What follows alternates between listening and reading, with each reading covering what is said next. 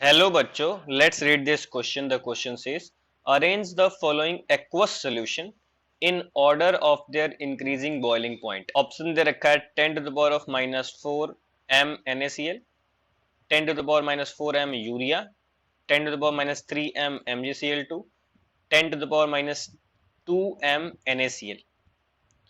तो यहाँ देखिए इस क्वेश्चन का जो की कॉन्सेप्ट है वो है कि जो एलिवेशन इन बॉइलिंग पॉइंट है वो किस पे डिपेंड करता है। तो एलिवेशन इन बॉइलिंग पॉइंट है वो डिपेंड करता है कंसंट्रेशन ऑफ सोल्यूट पे। इसको मैंने ब्रैकेट में लगाया है, इसको ऐसे पढ़ते हैं कंसंट्रेशन ऑफ सोल्यूट।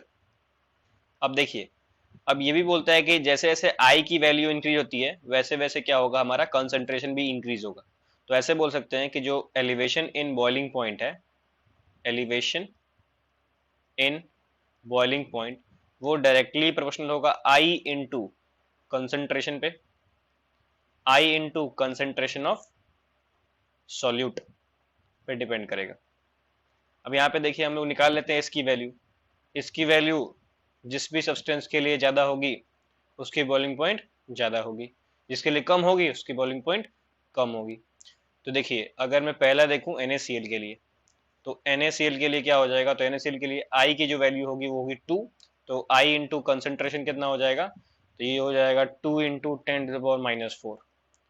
फिर यहाँ देखिए, फिर दिया यूरिया के लिए, तो यूरिया की वैल्यू यहाँ पे आई की वैल्यू 1 होगी यूरिया के लिए, तो ये हो जाएगा 1 इंटू 10⁻⁻⁴। फिर यहाँ देखिए यूरिया हो गया, अब NaCl यूरिया के बाद आता है MgCl3, ये हो जाएगा 3 और यहाँ आंसर आ जाएगा 3 इंटू 10⁻⁻3। और लास्ट दिया है फोर्थ नंबर, तो फोर्थ नंबर दिया है NaCl ही दिया है, इसका आई की वैल्यू 2 होगी, तो ये 2 इंटू 10⁻⁻2 हो जाएगा। तो कौन सा ऑप्शन करेक्ट होगा, तो देखिए फोर्थ में सबसे अधिक वैल्यू है, मतलब NaCl में जो फोर्थ दिया हुआ है सबसे अधिक वैल्यू है 2 इन 10⁻²। फिर यहाँ पे जो वैल्यू दे रखी है वो -3 वाली दे रखी है, तो ये हो जाएगा फोर्थ सबसे अधिक, फिर थर्ड नंबर, फिर इन दोनों में चेक करिए तो इस सबसे अधिक होगा NaCl का, तो ये हो जाएगा कौन सा, फर्स्ट नंबर, फिर हो जाएगा सेकंड नंबर। तो ऑप्शन नंबर थर्ड क्या हो जाएगा, ऑप्शन नंबर थर्ड करेक्ट हो जाएगा। I hope you got the answer. Thank you and best of luck.